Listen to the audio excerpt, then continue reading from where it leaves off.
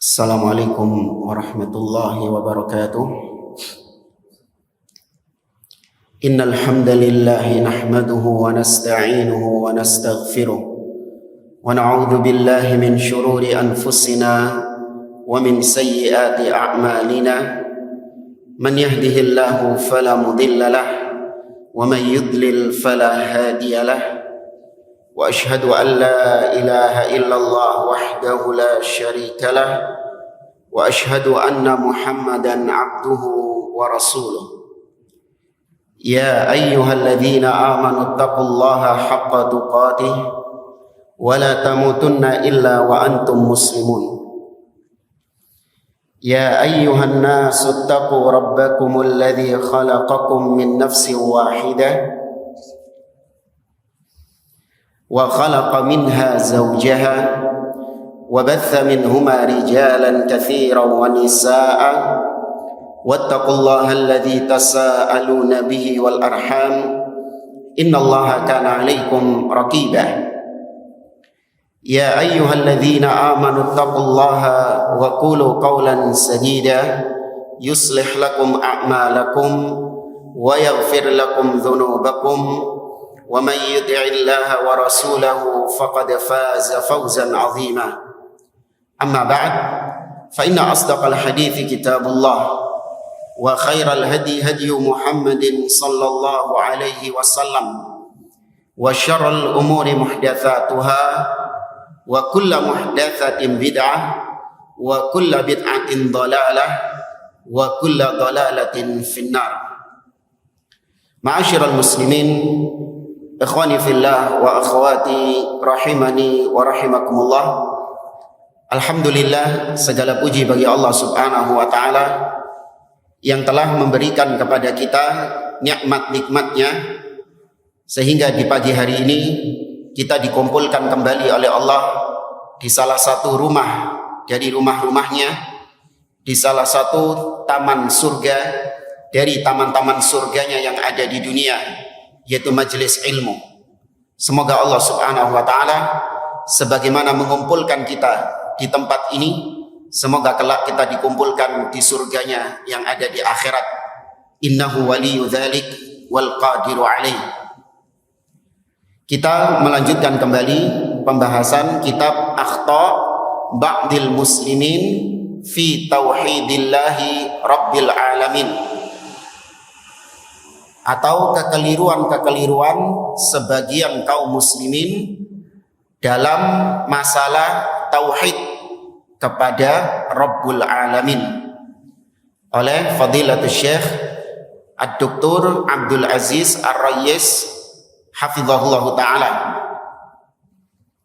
Pada pertemuan yang lalu kita telah membahas al-khata'ul awal, kekeliruan yang pertama di dalam masalah tauhid, yaitu sarful ibadah li ghairillah, memalingkan ibadah kepada selain Allah subhanahu wa ta'ala. Dan ini banyak terjadi terutama di negeri kita. Berapa banyak ibadah-ibadah yang seharusnya itu merupakan hak Allah, tapi ternyata diberikan kepada selain Allah. Entah diberikan kepada pohon-pohon keramat, atau binatang-binatang yang dikeramatkan, atau kuburan-kuburan yang dikeramatkan.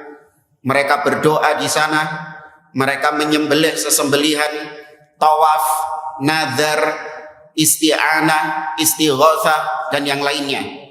Maka ini merupakan bentuk kesyirikan kepada Allah, karena ibadah merupakan hak Allah yang harus kita berikan hanya kepada Allah, tidak kepada selainnya. Baik, ini sudah selesai kita sampaikan pada pertemuan yang lalu. Sekarang kita masuk al-khata'u tsani, kekeliruan yang kedua, di halaman 9 dari buku panduan. Qala al-muallif rahimahullah, penulis mengatakan al-khata'u tsani fahmu kalimatit tauhid ala khilafi ma'naha as-sahih. Kekeliruan yang kedua dalam masalah tauhid, yaitu memahami kalimat tauhid dengan pemahaman makna yang tidak sahih. Artinya keliru dalam memahami kalimat tauhid la ilaha illallah. Coba nanti kalau pulang dari kajian ini dites. Tanya kepada orang random saja. Tanya kepada mereka, Pak, artinya la ilaha illallah itu apa, Pak? Atau Bu, artinya la ilaha illallah itu apa?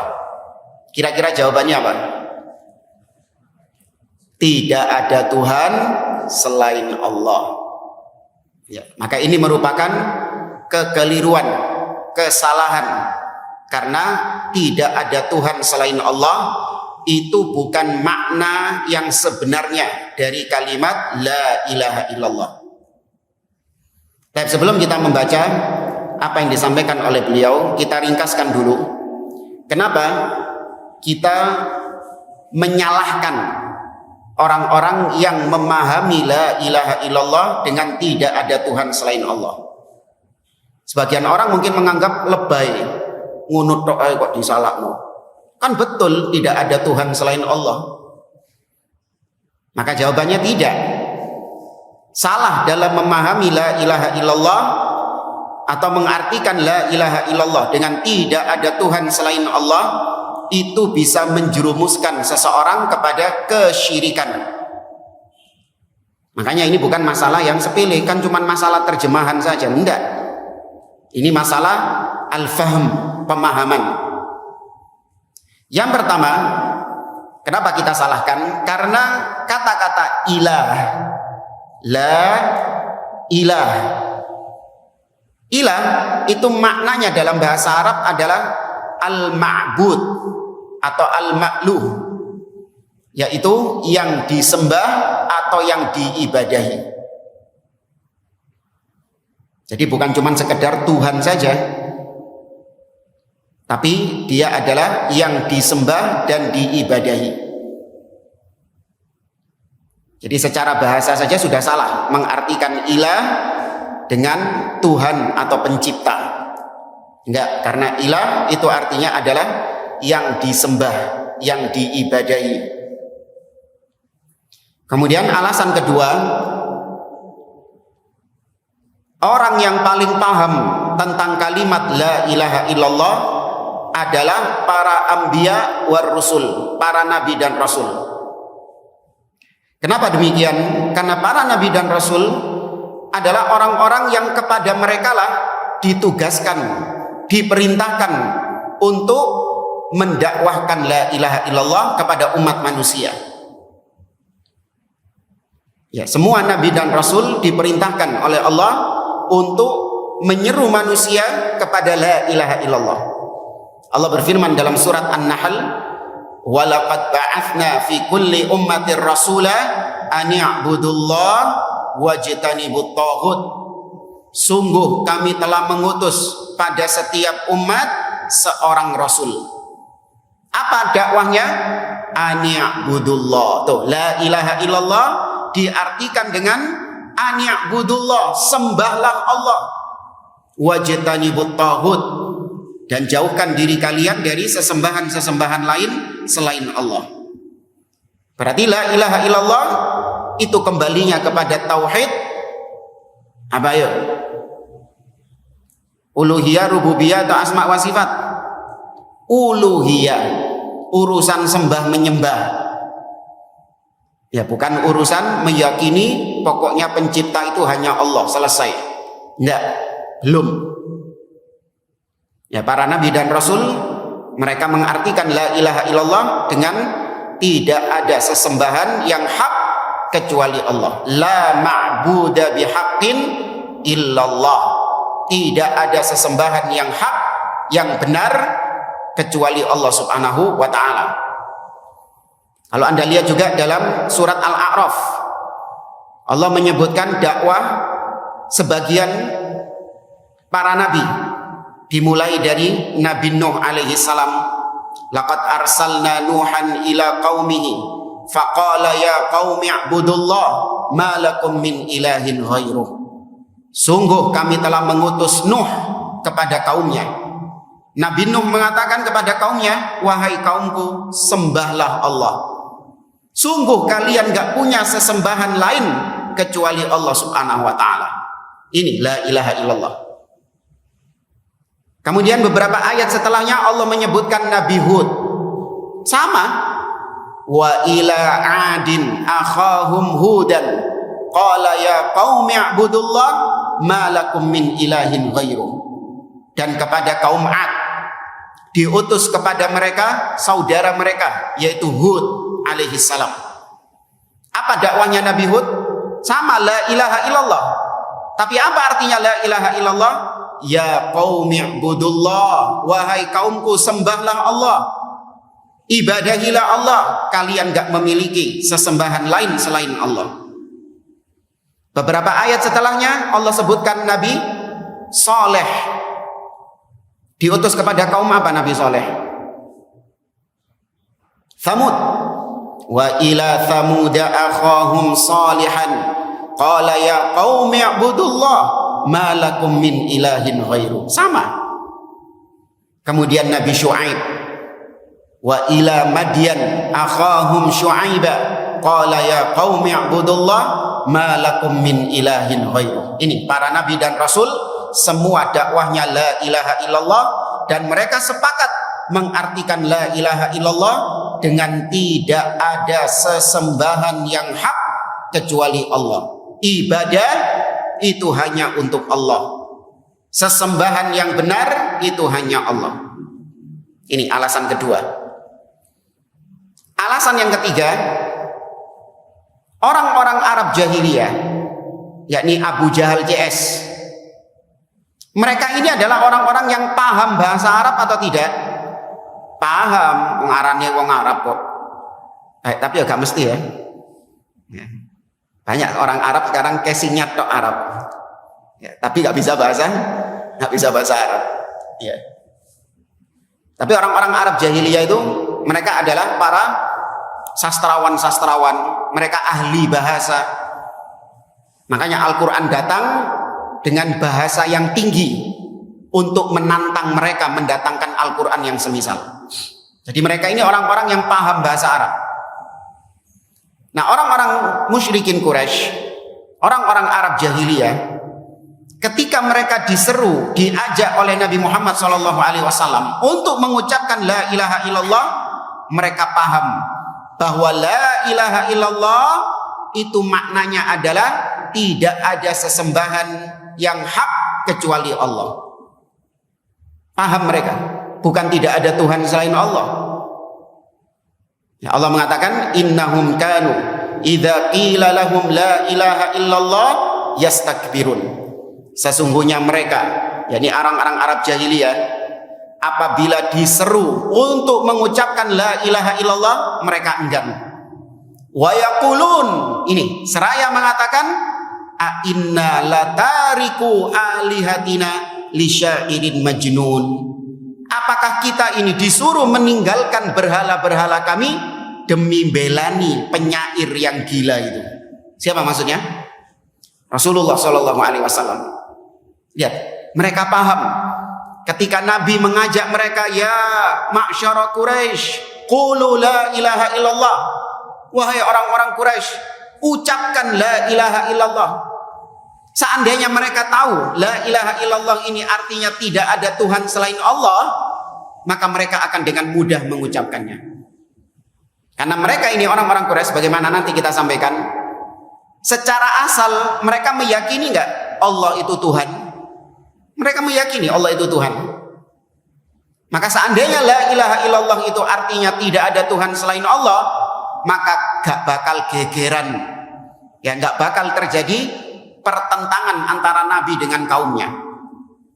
Tapi karena orang-orang Quraisy ini paham, orang-orang Arab jahiliyah ini paham bahwa la ilaha illallah itu konsekuensinya harus membuang berhala-berhala mereka, makanya mereka menolak berat membuang tradisi ini. Konsekuensi dari mengucapkan la ilaha illallah, membuang semua sesembahan-sesembahan lain selain Allah. Ini yang mereka nggak mau. Makanya mereka lebih memilih untuk tetap mempertahankan tradisi mereka, yaitu menyembah berhala-berhala. Ya, maka yang ini menunjukkan bahwa orang-orang Arab jahiliyah saja tahu la ilaha illallah itu kembalinya kepada tauhid uluhiyah, urusan sembah menyembah, urusan ibadah, bukan hanya sekedar meyakini Allah sebagai Tuhan saja, tidak. Kemudian yang keempat, kenapa la ilaha illallah diartikan tidak ada Tuhan selain Allah itu salah? Karena ini bisa menyebabkan kepada pemahaman wahdatul wujud, manunggaling kawula Gusti. Kok iso? Iya. Kalau dikatakan tidak ada Tuhan selain Allah, berarti orang bisa memahami bahwa Tuhan-Tuhan yang disembah sama orang-orang kafir itu juga siapa? Allah. Dan itu banyak diyakini oleh sebagian orang. La wujuda illa wujuduh. Tidak ada yang wujud kecuali wujudnya. Maksudnya kecuali wujudnya Allah. Jadi kau nyembah siapapun, itu hakikatnya nyembah Allah. Ini kayaknya sudah ini belum ya? Hah? Sudah ya? Harusnya ketiga kan? Ya murajaah kalau kayak gitu. Ya harusnya mereka sebagian orang-orang meyakini semua yang disembah selain Allah itu adalah Allah juga. Ya, maka ini adalah keyakinan yang menyimpang, manunggaling kawula Gusti. Ya berarti sekarang yang ketiga ya. Sahih.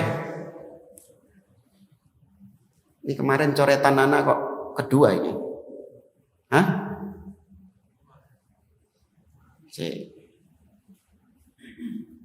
Kemarin itu berarti bulan lalu tanggal 8 ya. Iya keluru. Hah? Kedua sudah. Tandanya ini yang kedua.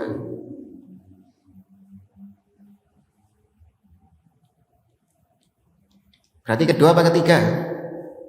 Kayaknya kedua kok.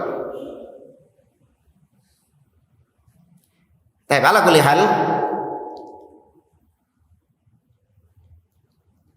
kita baca di halaman 9. Beliau mengatakan, ma aktsarul jami'at fil alamil islami wallati tufassiru kalimat at-tauhid la ilaha illallah ala ma'nan yukhaliful ma'na alladhi jaa bihi anbiya'ullahi wa rusuluh wa minhum Muhammadun sallallahu alaihi wasallam. Banyak di negeri-negeri Islam itu orang-orang itu dididik dengan pemahaman yang keliru tentang kalimat tauhid la ilaha illallah. Termasuk di negeri kita. Kita dari kecil itu dididik la ilaha illallah, artinya apa tadi? Tidak ada Tuhan selain Allah. Ya, maka ini merupakan makna yang menyelisihi pemahaman yang benar dari la ilaha illallah yang dibawa oleh para nabi dan rasul. Di antaranya adalah Nabi kita Muhammad sallallahu alaihi wasallam. Fama aktsarul muslimina alladzina yaquluna inna ma'na la ilaha illallah la khaliqa illallah. Berapa banyak kaum muslimin yang mereka mengatakan bahwa makna la ilaha illallah adalah tidak ada pencipta kecuali Allah. Jadi ilah diartikan dengan khaliq, pencipta. Padahal tadi artinya apa? Ma'bud. Apa artinya ma'bud? Yang disembah. Tapi kan benar la ilaha illallah itu, tapi kan benar tidak ada pencipta selain Allah. Iya memang, tidak ada pencipta selain Allah itu benar. Kita meyakini pencipta hanya siapa? Allah. Tapi bukan itu arti dari la ilaha illallah. Ini pahami dulu. Kan ada orang yang kesusu ngamuk disik ngomong, ya bukan benar tidak ada Tuhan selain Allah, tidak ada pencipta selain Allah.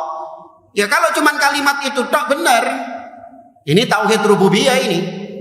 Tapi yang kita permasalahkan adalah ketika kata-kata tidak ada pencipta selain Allah itu dijadikan sebagai arti dari la ilaha illallah. Paham ya maksudnya ya? Bukan kita mengingkari ada pencipta lain selain Allah, kita meyakini ada pencipta selain Allah, tidak.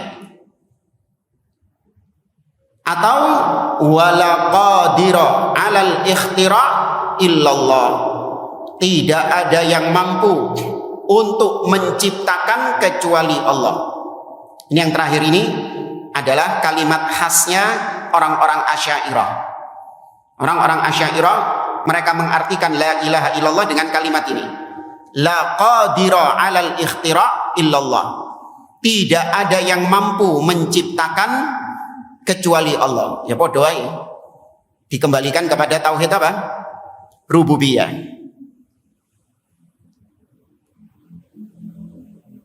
Ila akhiril kalimat allati muaddaha irja'u tafsiri kalimat tauhid ila tauhidir rububiyah lal uluhiyah. Dan kalimat-kalimat lain yang sama tujuannya adalah menafsirkan kalimat tauhid dengan rububiyah. Menafsirkan la ilaha illallah dengan rububiyah. La rabba illallah. Tidak ada Rabb kecuali Allah. Itu. Lal uluhiyah, bukan dikembalikan kepada uluhiyah. Harusnya la ilaha illallah itu uluhiyah. Ya, bukan rububiyah. Kemudian kata Syekh, wa hadza khata'un 'adzim. Ini merupakan kekeliruan yang sangat besar. Fa innahu law kana ma'na kalimat tauhid la ilaha illallah ay la khaliqa illallah lakana Abu Jahlin wa Abu Lahabin wa ghairuhum min kuffari Quraisyin muslimin. Seandainya makna kalimat tauhid la ilaha illallah artinya tidak ada pencipta kecuali Allah, maka otomatis Abu Jahal, Abu Lahab, CS, yakni orang-orang musyrikin Quraisy, otomatis mereka ini sudah dikatakan sebagai muslimin. Mereka sudah masuk Islam. Li'annahum kanu yuqirruna bi annahu la khaliqa wala raziqa wala mudabbira illallah. Karena Abu Jahal CS, orang-orang musyrikin jahiliyah, mereka itu secara asal sudah meyakini bahwa pencipta siapa? Allah. Mereka nggak pernah meyakini pencipta itu Lata dan Uzza. Enggak. Awas. Keyakinannya Abu Jahal, kalau ditanya siapa yang menciptakan engkau, siapa yang menciptakan alam semesta ini, Abu Jahal CS tidak akan menjawab Lata dan Uzza. Enggak. Ini bukan keyakinan mereka. Mereka akan mengatakan bahwa yang menciptakan kami, menciptakan alam semesta adalah Allah. Yang memberikan rizki kepada kami adalah Allah. Yang menghidupkan kami, mematikan kami hanya Allah. Yang mengatur alam semesta ini adalah Allah. Ini keyakinannya Abu Jahal CS. Alias tauhid apa ini namanya? Tauhid apa ini namanya? Rububiyah. Ya, jadi kita menetapkan bahwa Abu Jahal CS itu meyakini tauhid rububiyah. Namun jangan dipotong sampai sini, karena kita lihat di luar sana banyak diantara sebagian ahli bidah yang nggak terima. Masa Abu Jahal dikatakan bertauhid? Ya, bertauhid rububiyah. Maka kita jawab, Allah yang bilang, bukan kita. Meskipun Abu Jahal CS itu mentauhidkan Allah dari sisi rububiyah, namun itu tidak merubah statusnya. Dia tetap apa? Musyrik. Dia tetap kafir. Kita nggak pernah mengatakan Abu Jahal CS itu ahli tauhid, muwahhid. Ya, kita nggak pernah menghukumi Abu Jahal CS itu adalah para muwahhidun, orang-orang yang bertauhid kepada Allah. Enggak, mereka tetap musyrikun. Kenapa? Karena tauhid mereka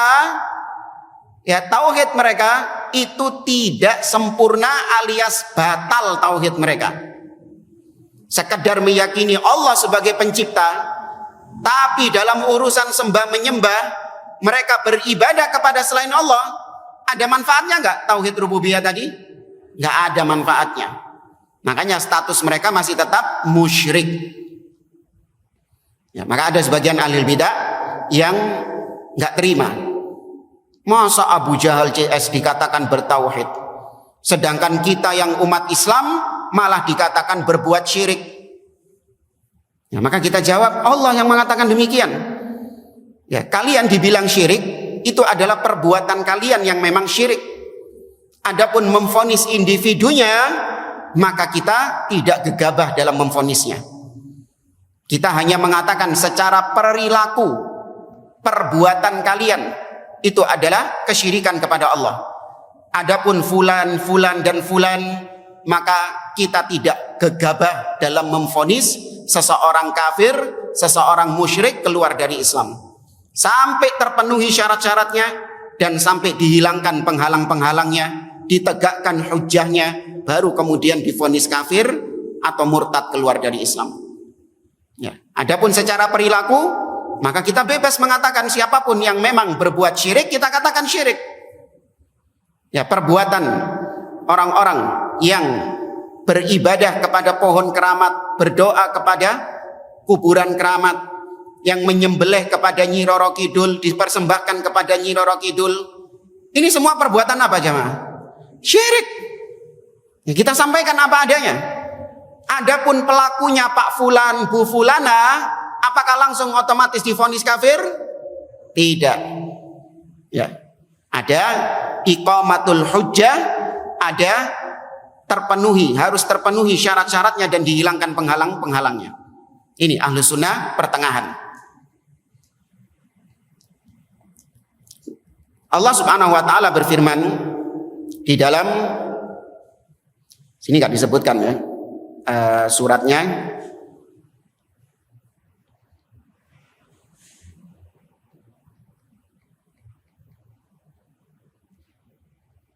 Surat Al-Ankabut ayat 61.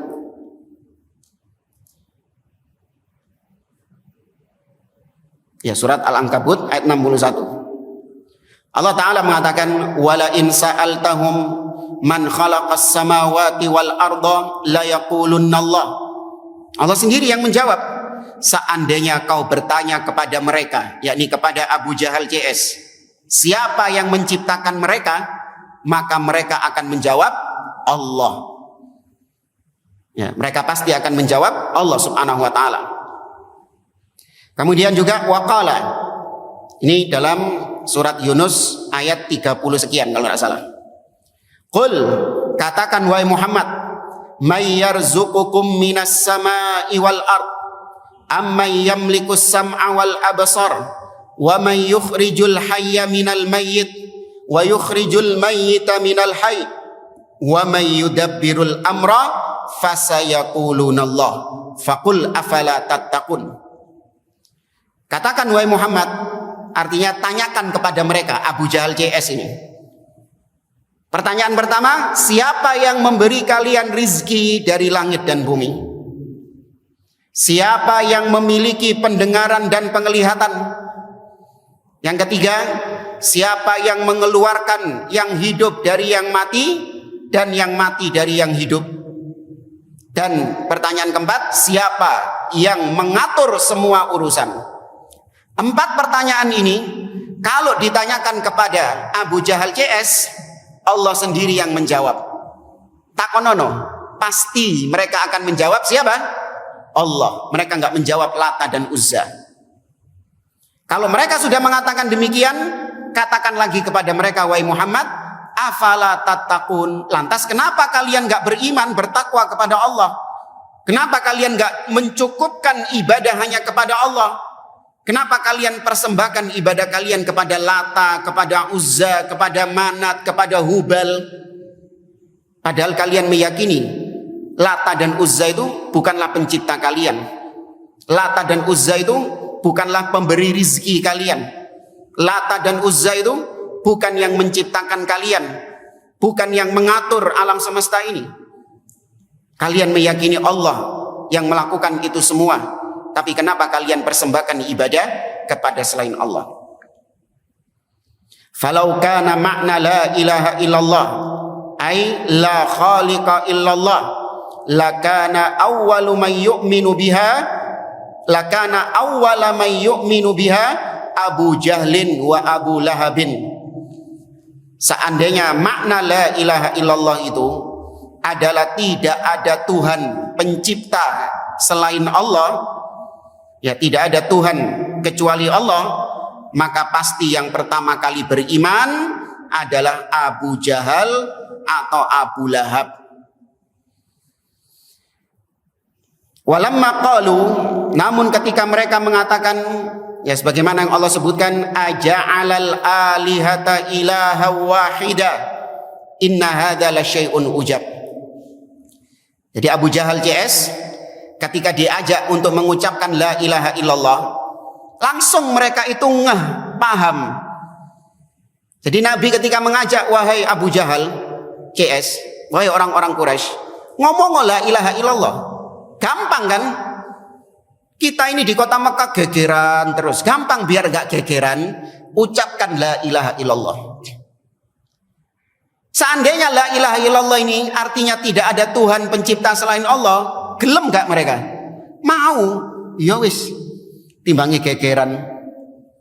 Tapi karena la ilaha illallah ini artinya, konsekuensinya harus membuang berhala-berhala mereka, gegeran.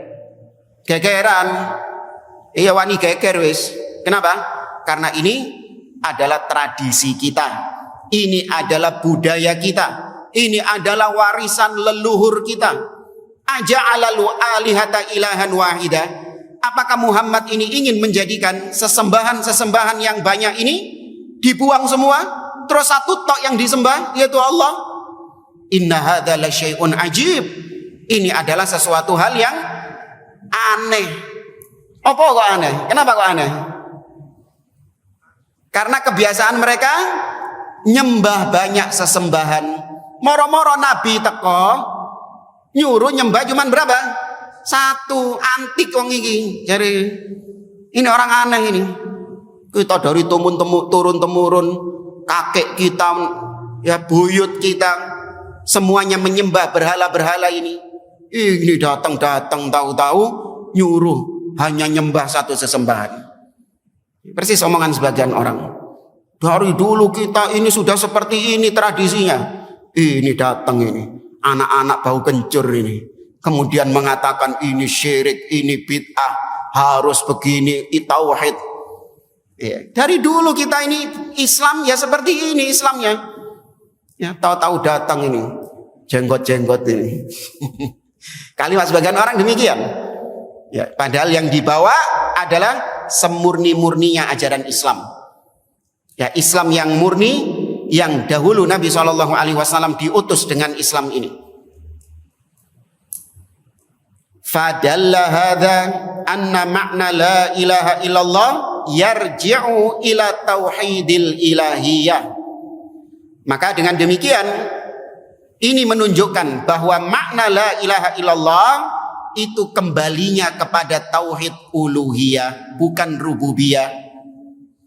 Alladzi huwa ma'rakatur rusul ma'a qaumihim. Ya, tauhid uluhiyah inilah titik pertikaian, pertengkaran, gegerane rasul ambek kaumnya, ya masalah tauhid apa? Uluhiyah ini. Bukan cuma Nabi Muhammad SAW, tapi semua nabi dan rasul itu titik pertengkaran mereka dengan kaumnya, gegerane masalah uluhiyah. Ya. Bukan masalah rububiyah, bukan masalah rububiyah, sepakat mereka. Tapi masalah uluhiyah. Wa huwa ifradullahi bil ibadah, yaitu mengesahkan Allah, menjadikan Allah sendirian dalam ibadah. Fa inna mimma yadhkuruhul imamul mujaddid al-muslih Muhammad ibnu Abdul Wahhab rahimahullah anna kuffara Quraisyin khairun minal ladzina yatalabbasuna bisyirki minal mutaakhirin wa dzakara asbaban wa minha annal awail ya'rifuna makna kalimatit tauhid amma haula'il mutaakhirun fala ya'rifuna makna kalimatit tauhid. Dan di antara yang disebutkan oleh Al-Imam Syekhul Islam Muhammad bin Abdul Wahhab rahimahullahu taala, bahwasanya orang-orang musyrikin Quraisy itu masih lebih mending daripada pelaku kesyirikan di zaman sekarang. Ini secara umum beliau sebutkan dalam Al-Qawaidul Arba'. Ya, annal kuffar alladzina qatalahum Rasulullah sallallahu alaihi wasallam ya khairun minal mutaakhirin atau kama qala, bahwasanya orang-orang musyrikin yang awal-awal dulu, yaitu di zaman Nabi sallallahu alaihi wasallam, ini masih lebih mending daripada pelaku syirik yang ada di zaman kita sekarang. Kenapa demikian? Beliau menyebutkan salah satu sebabnya, bahwasanya pelaku syirik di zaman dahulu, mereka itu berbuat syirik karena memahami kalimat la ilaha illallah. Jadi Abu Jahal itu memilih menjadi orang musyrik karena paham dengan kalimat la ilaha illallah itu. Paham konsekuensinya, mosok dikongkon gua Lata dan Uzza. Ya mau. Berarti kan paham dia. Nah, sedangkan yang berbuat syirik di zaman sekarang, mereka nggak paham kalimat la ilaha illallah. Ini satu sudut. Kemudian sudut yang kedua, seperti yang disebutkan dalam Al-Qawaidul Arba', bahwasanya para pelaku kesyirikan di zaman dahulu, mereka berbuat syirik hanya ketika dalam kondisi apa?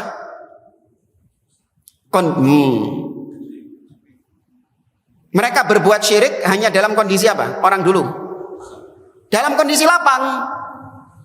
Tapi ketika dalam kondisi genting, mereka apa? Bertauhid. Ini Allah sebutkan di akhir surat Al-Ankabut. Allah mengatakan, fa idza raqibu fil fulki da'awullaha mukhlishina lahuddin falamma najjahum ilal barri idza hum yusyrikun. Ketika mereka terombang-ambing di atas kapal, berarti kan ini dalam kondisi genting. Apa yang mereka lakukan? Da'awullah. Mereka berdoa kepada Allah mukhlisin. Apa artinya ikhlas? Memurnikan, pure doanya 100% untuk Allah. Tapi ketika mereka diselamatkan di daratan, nah ini sudah kondisinya sudah lapang. Kondisinya sudah aman. Sudah tidak lagi dalam kondisi genting. Fa idahum yusyrikun, mereka balik berbuat syirik lagi.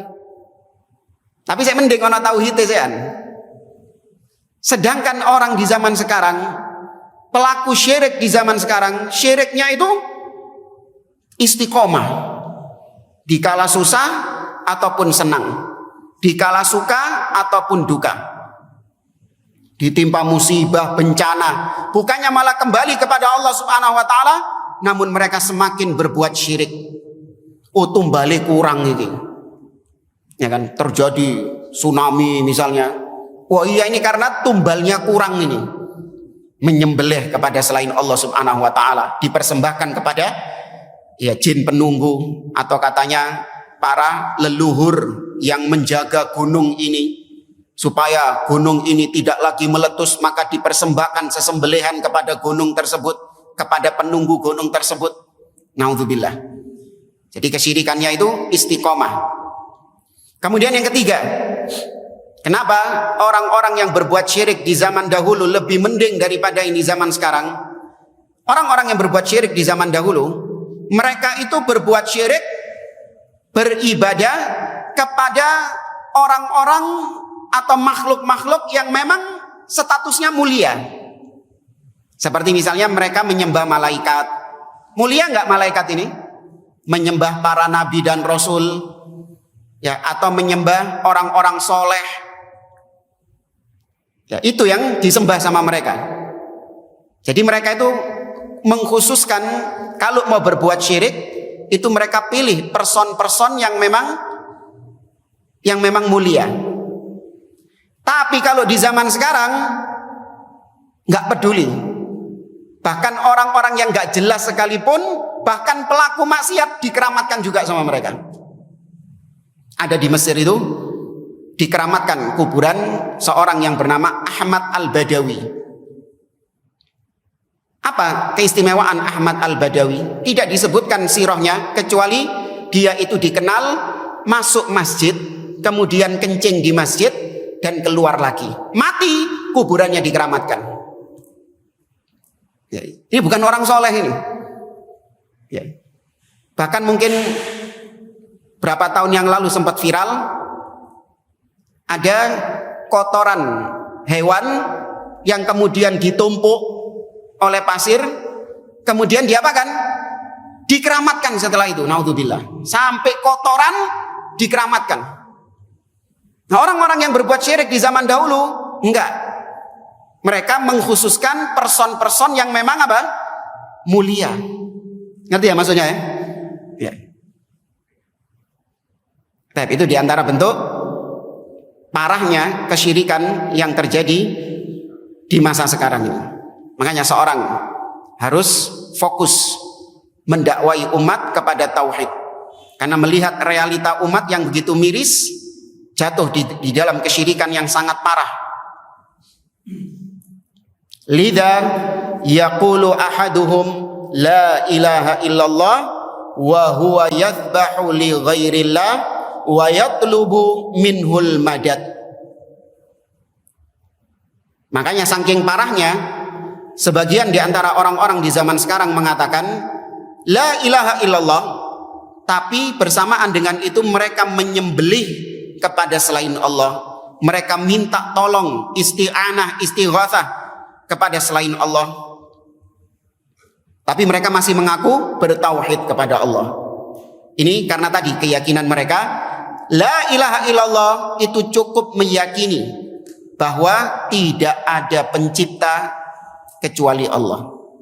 Kau mau menyembelih untuk selain Allah, sujud untuk selain Allah, nggak apa-apa, selama hatimu masih meyakini pencipta itu hanya siapa?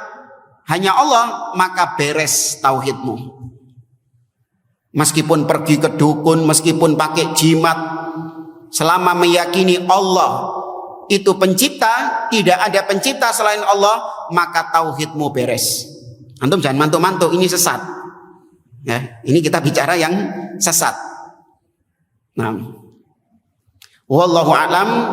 Selesai dari kekeliruan yang kedua. Sebelum kita lanjut, kekeliruan yang ketiga, kalau ada yang mau ditanyakan dari kekeliruan yang kedua ini, silahkan. Ibu-ibu tidak dengar suaranya, sudah pulang kan?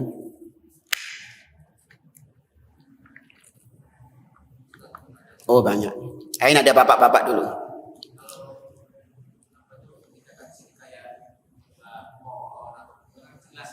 Ya.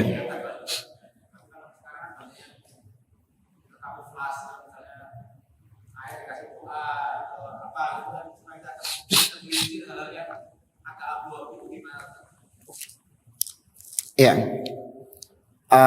Maka yang demikian itu bisa syirik akbar dan bisa juga syirik asghar. Sama seperti jimat-jimat. Orang yang menggunakan jimat-jimat atau tadi air-air yang keramat misalnya, kalau dia meyakini bahwa yang mendatangkan kesembuhan, yang mendatangkan keselamatan atau yang melindungi itu adalah jimat itu dengan sendirinya, bukan Allah subhanahu wa ta'ala, tapi jimat itu merdeka, bisa melindungi saya, bisa mendatangkan rizki kepada saya, bisa menyelamatkan saya. Jimat ini merdeka seperti itu, maka ini syirik apa? Akbar. Ini syirik akbar. Tapi kalau dia meyakini yang menyelamatkan Allah, yang memberikan kesembuhan Allah, yang memberikan perlindungan adalah Allah, adapun jimat ini hanya sebatas perantara saja. Kalau bahasa kita ikhtiar. Maka ini hukumnya apa? Syirik asghar. Kenapa syirik asghar? Karena dia menjadikan sesuatu yang bukan sebab dijadikan sebagai sebab. Kalau pakai helm, syirik apa? Loh, kan kita pakai helm meyakini yang menyelamatkan siapa? Helm. Ojo loh, yang menyelamatkan siapa? Allah. Helm ini cuma sebatas sebab. Kok nggak syirik? Tadi pakai jimat, syirik. Kok standar ganda gitu antum? Apa jawabannya? Nah, tak kasih syubhat. Karena sebagian dai-dai ahlul bidah pernah melontarkan syubhat ini. Kata mereka, orang-orang sekarang itu mengatakan pakai keris dianggap syirik, dianggap menyekutukan Allah. Padahal kalau orang zaman sekarang, dompet itu sudah dianggap sebagai jimat. Coba orang keluar nggak bawa dompet, pasti dia akan pulang lagi. Nah, kenapa nggak dikatakan syirik dompet itu? Maksudnya gini loh, orang yang bawa jimat, ketika dia keluar lupa bawa jimatnya, maka dia akan pulang ke rumah ngambil jimatnya itu. Nah, orang zaman sekarang kan juga gitu. Antum keluar rumah lupa bawa dompet, boleh gak? Boleh. Nah, kenapa antum pulang bawa ngambil dompet gak dibilang syirik, sedangkan orang yang pulang ngambil jimat dibilang syirik? Itu kata sang dai tadi. Ngerti maksudnya pertanyaannya? Ya. Kenapa? Sama kayak helm tadi.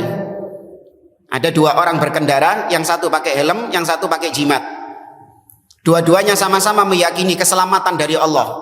Jimat ini hanya perantara, sarana. Yang pakai helm juga ngomong gitu. Helm ini cuman sarana keselamatan dari Allah Subhanahu wa taala. Apa dua-duanya syirik? Dua-duanya boleh? Kenapa yang jimat syirik, yang helm gak syirik? Itu harus bisa antum kalau dikasih syubhat ya gitu. Maka jawabannya apa? Kalau helm ada keterkaitan antara sebab dan akibat. Ya, secara ilmiah ada keterkaitan antara sebab dan akibat. Di mana helm dibuat dengan bahan yang keras tapi dalamnya empuk, sehingga ketika terjadi kecelakaan maka helm yang keras ini itu yang akan menahan kepala kita dari benturan, sehingga tidak terjadi benturan kepala kita. Tuh, ada keterkaitan antara sebab dan akibat. Kalau jimat apa? Ketika terjadi kecelakaan misalnya, apa tugasnya jimat apa? Kalau tugasnya helm itu tadi. Kalau tugasnya jimat apa ketika terjadi kecelakaan? Metu air beke ngono ta. Apa tugasnya jimat? Enggak ada. Ya, hanya sebatas keyakinan saja. Sugesti. Ya, tapi tidak ada kaitan antara sebab dan akibat. Makanya tetap dikatakan syirik. Kalau dia meyakini jimat inilah yang mengakibatkan, jimat inilah yang memberikan keselamatan secara total, syirik akbar. Tapi kalau dia meyakini Allah yang ngasih keselamatan lewat perantara jimat ini, maka syirik asghar, syirik kecil. Nah, wallahu a'lam. Tapi ibu-ibu, nggak jadi tanya ibu-ibu.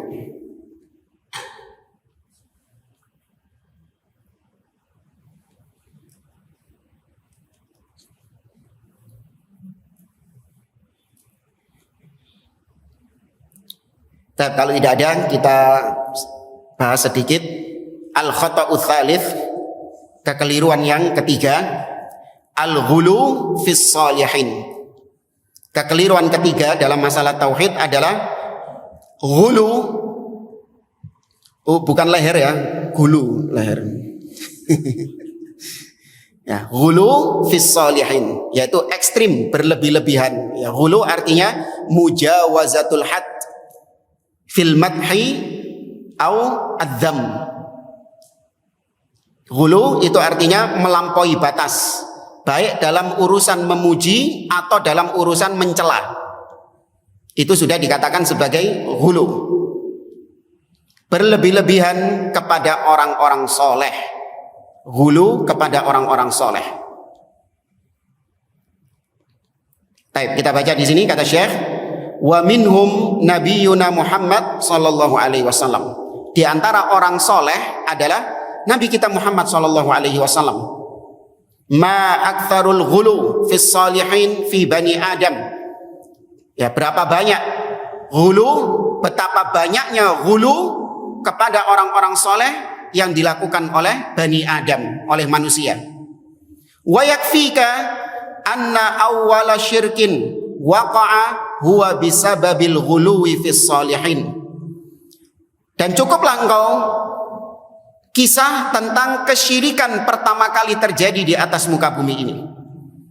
Sebabnya adalah karena ghulu, berlebih-lebihan kepada orang-orang soleh.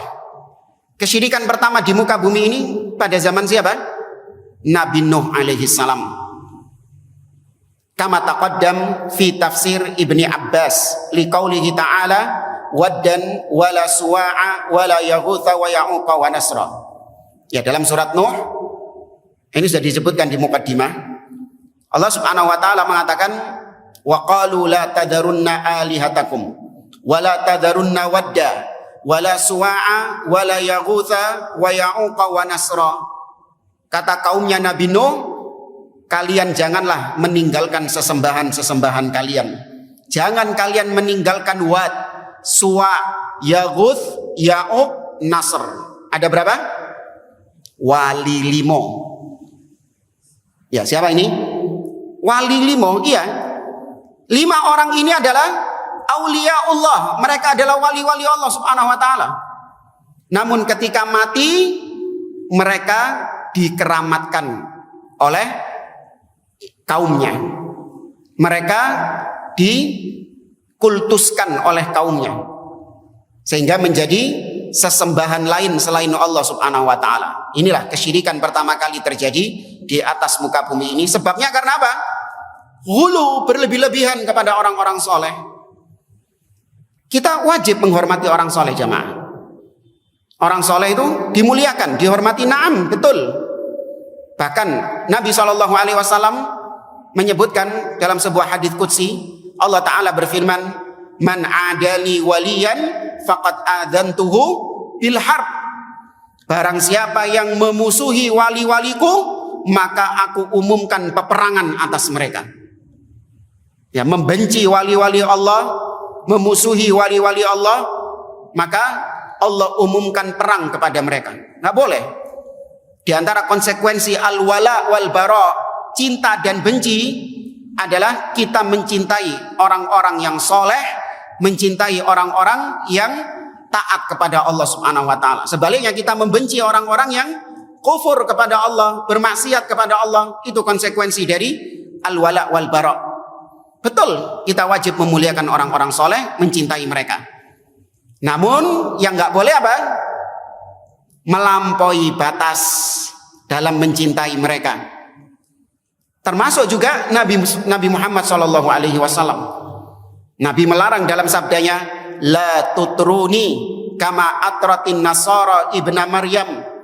Jangan kalian berlebih-lebihan dalam menyanjungku sebagaimana orang-orang Nasara berlebih-lebihan kepada Nabi Isa bin Maryam. Ya, kalau Nabi saja melarang untuk kita memuji beliau secara berlebihan, apalagi yang di bawahnya Nabi SAW. Ya, maka ghulu kepada orang-orang soleh ini merupakan pintu kesyirikan. Hati-hati, banyak terjadi kesyirikan gara-gara pintu ini. Kemudian kata Syekh, wa inna min suwaril ghulu fi nabiyina Muhammadin sallallahu alaihi wasallam iddi'a ilmihi lil ghaib. Dan di antara bentuk ghulu kepada Nabi Muhammad sallallahu alaihi wasallam adalah meyakini kalau Nabi itu tahu yang ghaib. Nabi tahu apa yang akan terjadi di masa yang akan datang. Nabi tahu apa yang ada di Lauhul Mahfud. Ini ghulu kepada Nabi. Seperti yang dikatakan di dalam qasidah burdah. Ya, ada namanya qasidah burdah, sering disenandungkan oleh sebagian orang dalam perayaan-perayaan, dalam sebagian ihtifalat. Di dalam qasidah burdah itu dikatakan, wa inna min ulumika ilmal lauhi wal qalam. Di antara ilmumu wahai Muhammad adalah ilmu lauhul mahfud dan ilmu tentang catatan takdir. Naudzubillah. Padahal yang tahu tentang lauhul mahfud cuma siapa? Allah. Allah mengatakan, qul la ya'lamu man fis samawati wal ardil ghaiba illallah. Katakan, tidak ada yang tahu ilmu gaib baik yang di langit ataupun di bumi kecuali Allah Subhanahu wa taala. Allah juga berfirman dalam surat Al-A'raf, qul la amliku li nafsi naf'an wala dharran illa ma syaa Allah. Walau kuntu a'lamul ghaiba lastakthartu minal khairi wa ma massaniyasu. Katakan wahai Muhammad, aku tidak memiliki upaya untuk mendatangkan manfaat ataupun mudarat bagi diriku kecuali dengan kehendak Allah. Seandainya aku tahu yang gaib, tuh Allah perintahkan, seandainya aku tahu yang gaib, maka tentu aku akan ditimpa kebaikan-kebaikan dan aku tidak akan ditimpa keburukan-keburukan.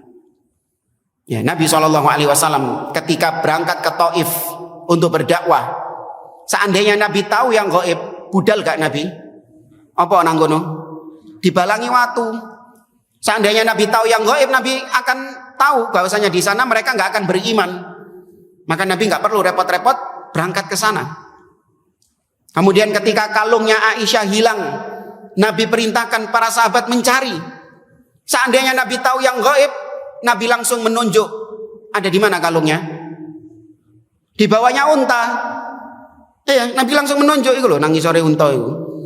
Nggak perlu Nabi menyuruh para sahabat untuk ikut mencarinya. Ya, maka semua itu menunjukkan bahwasanya Nabi SAW tidak tahu yang gaib. Kalau sekelas Nabi, Sayyidu waladi Adam, Sayyidul Mursalin, tidak tahu yang gaib, apalagi selain beliau, apalagi manusia lain selain beliau. Maka ini termasuk diantara kesesatan akidah Syiah Rafidhah, yang mereka meyakini imam-imam mereka itu tahu yang gaib. Ya, dalam salah satu kitab rujukan mereka yang bernama Biharul Anwar, ini salah satu kitab hadis rujukan mereka. Sama seperti kalau di kitab Sahih Bukhari, Sahih Muslim, Sunan Abi Dawud, Sunan Tirmidzi, mereka juga punya kitab-kitab hadis. Ya, seperti Al-Usulul Kafi, Biharul Anwar, Al-Istibsar, Man la yahduruhul faqih, dan yang lainnya. Nah, salah satu kitab mereka Biharul Anwar yang dikarang oleh Majlisi, salah satu ahli hadas mereka. Ahli apa jemaah? Ahli hadas, bukan ahli hadis, bukan. Ya, hadas. Mereka orang-orang yang kotor. Dalam salah satu bab disebutkan bab annal a'immata ya'lamuna mata yamutun wala yamutuna illa bi ikhtiyarin minhum. Bab tentang para imam-imam, bahwasanya para imam-imam mengetahui kapan mereka mati dan mereka tidak mati kecuali dengan pilihan mereka sendiri. Ada yang lebih parah lagi. Bab annal a'imma la yakhfa alaihim syai'un fil ardi wala fis sama. Bab para imam-imam tidak ada yang tersembunyi bagi mereka, baik di langit ataupun di bumi. Jadi para imam-imam itu tahu apa yang di langit dan apa yang ada di bumi. Ini ayat dalam Al-Quran ini. Innallaha la yakhfa alaihi syai'un fil ardi wala fis sama. Sesungguhnya Allah tidak ada yang tersembunyi baginya, baik di langit ataupun di bumi. Digawe imam-imam sama mereka. Ya, maka ini kekufuran, kesesatan. Ya, jangan ada lagi yang mengatakan, meyakini bahwa Syiah Rafidhah itu bagian dari kaum muslimin. Tidak. Mereka adalah kufar, orang-orang kafir. Ya, nggak boleh kita menganggap mereka bagian dari kaum muslimin karena kekufuran mereka. Itu jam 10 ya?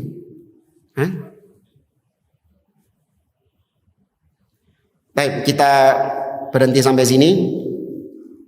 Insya Allah di pertemuan berikutnya kita lanjutkan bab yang ketiga ini tentang hulu kepada orang-orang soleh. Kalau ada yang mau ditanyakan lagi sebelum kita tutup, yakin tak ketemu tahun ngarep soalnya kok. Iya.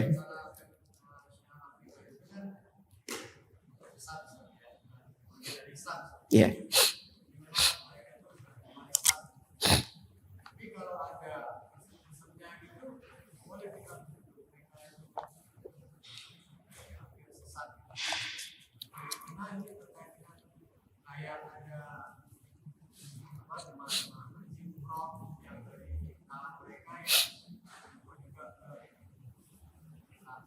Iya. Baik, di antara pertanyaannya, apakah Syiah itu kafir secara total dalam artian awam mereka atau ulama mereka, apakah bisa divonis kafir baik secara kelompok ataupun secara person individu? Maka memang ada khilaf di antara ulama Ahlus Sunnah. Syekh Abdul Aziz bin Abdillah bin Baz memvonis mereka semua kafir, ulama'uhum wa juhaluhum. Mereka semua kafir baik ulamanya ataupun awam-awamnya. Ya. Adapun sebagian yang lain mengatakan terkadang sebagian orang-orang yang jahil mereka nggak mengetahui hakikat Syiah Rafidhah. Dianggapnya Syiah ini sama seperti mazhab Syafi'i, ada mazhab Hambali.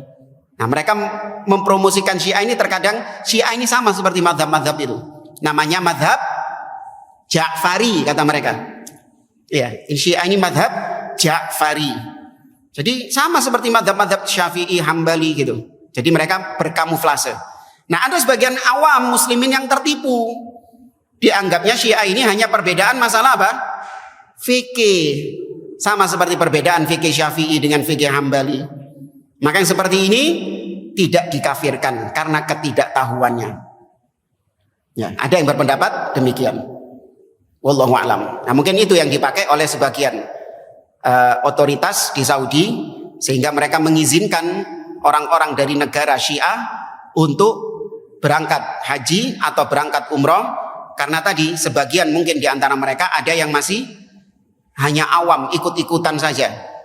Ya, bahkan sebagian mereka ini sebenarnya ada yang Ahlus Sunnah, namun karena terpaksa mereka tinggal di negeri Syiah, maka mereka yatadhaharuna menampakkan diri sebagai seakan-akan mereka ini bagian dari Syiah.